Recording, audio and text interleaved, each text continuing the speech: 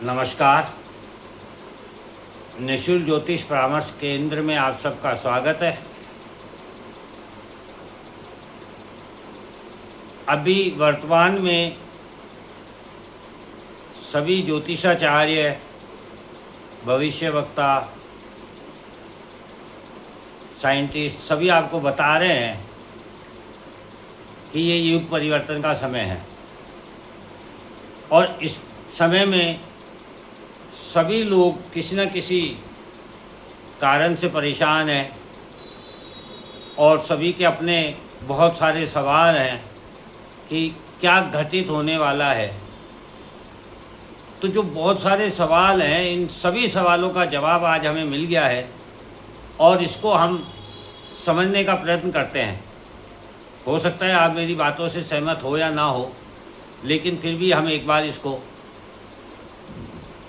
पहले सवालों को समझते हैं कि क्या क्या सवाल है, किस प्रकार से इनके जवाब मिलेंगे और कैसे ये प्रमाणित होता है। वर्तमान समय युग परिवर्तन का समय है।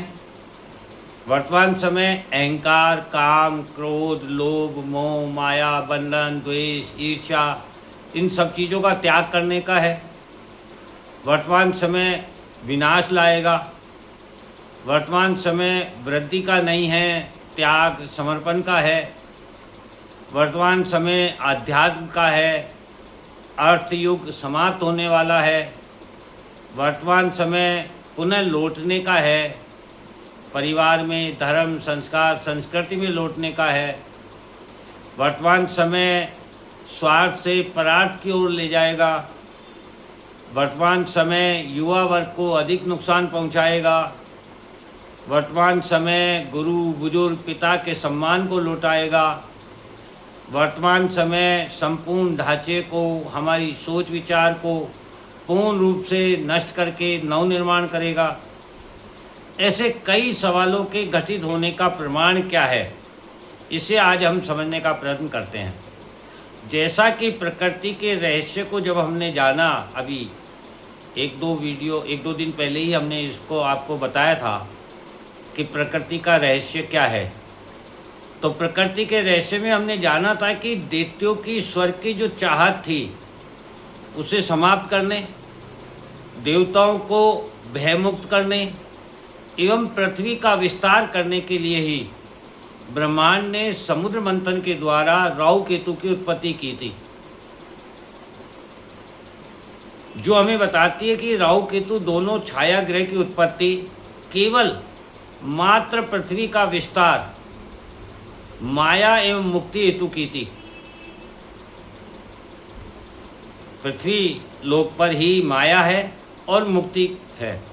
इससे स्पष्ट है कि राहु केतु का संपूर्ण प्रभाव पृथ्वी पर है, क्योंकि राहु माया है और केतु मुक्ति है।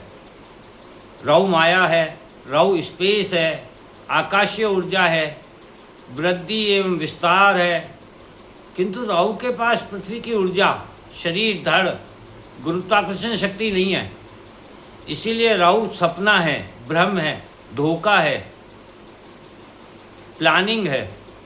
केतु नींव है, बीज है, मुक्ति है, आंतरिक ऊर्जा है हमारी केतु। इसलिए केतु आध्यात्म है और आध्यात्म ही माया से मुक्ति है। हमारे सभी सवालों का जवाब राहु केतु ही है। इससे ये तो स्पष्ट हो जाता है। यदि सोच विचार, कल्पनाओं की उड़ान, अहंकार से मुक्त होकर धरातल से जुड़ने का समय है, तो माया, स्पेस, आकाशीय ऊर्जा का समाप्त होना आवश्यक है। और यदि स्पेस समाप्त होता है तो इसका अर्थ है राहु का समाप्त होना, क्योंकि स्पेस का कारक ग्रह राहु है। एवं यदि सामूहिक विनाश होता है तो केतु का कोई अर्थ शेष नहीं रह जाता है, क्योंकि केतु जो कि मुक्ति और आध्यात्म का छाया ग्रह है, और मुक्ति और आध्यात्म समूह में नहीं अपितु अकेले स्वयं के द्वारा प्राप्त की जाती है। राहु अर्थात स्पेस का समाप्त होना मतलब अर्थयुग का समाप्त होना, क्योंकि वर्तमान समय डिजिटल का है और डिजिटल समाप्त मतलब सब कुछ समाप्त,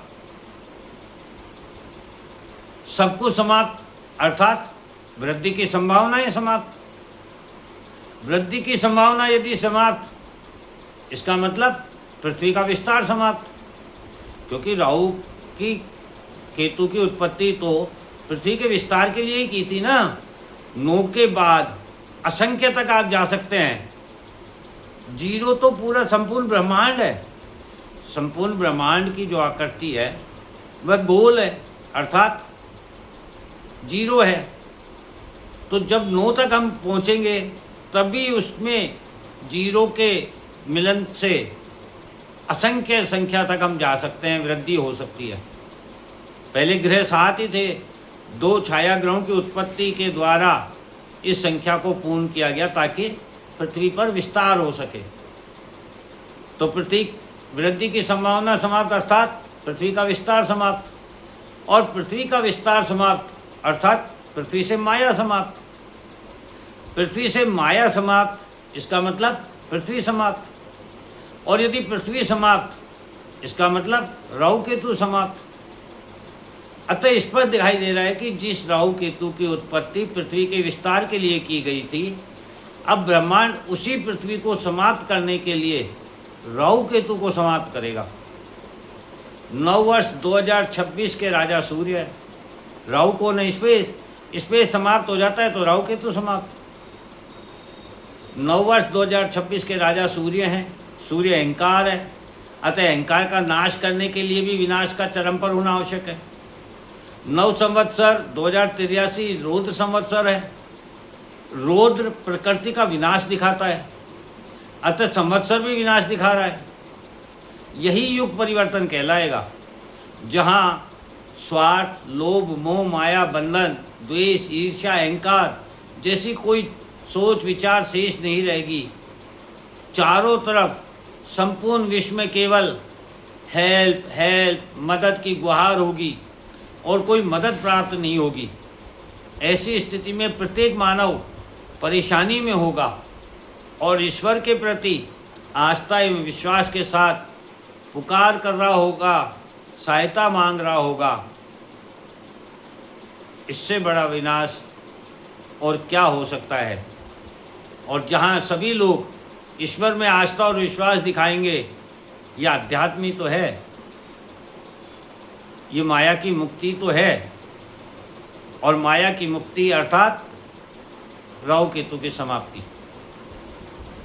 तो शायद मैं समझता हूँ अब आपको अच्छे से आपके सवालों का जवाब मिल गया होगा कि जितने भी सवाल आ रहे हैं, जो भी ग्रह गोचर हमको समझाना चाह रहे हैं, उसमें आगे क्या परिणाम हमें प्राप्त होने जा रहा है और वह प्रकृति किस प्रकार हमें प्रदान करेगी।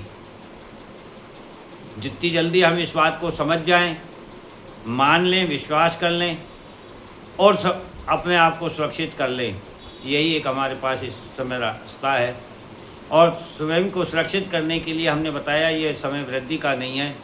ये समय हमारे पास जो कुछ है, जैसा है, जितना है, जहाँ है, उसको भी यदि हम संभाल पाते हैं तो ये हमें शुभ फल ही प्राप्त हो रहा है, ये अशुभ नहीं है। जय हिंद, जय भारत।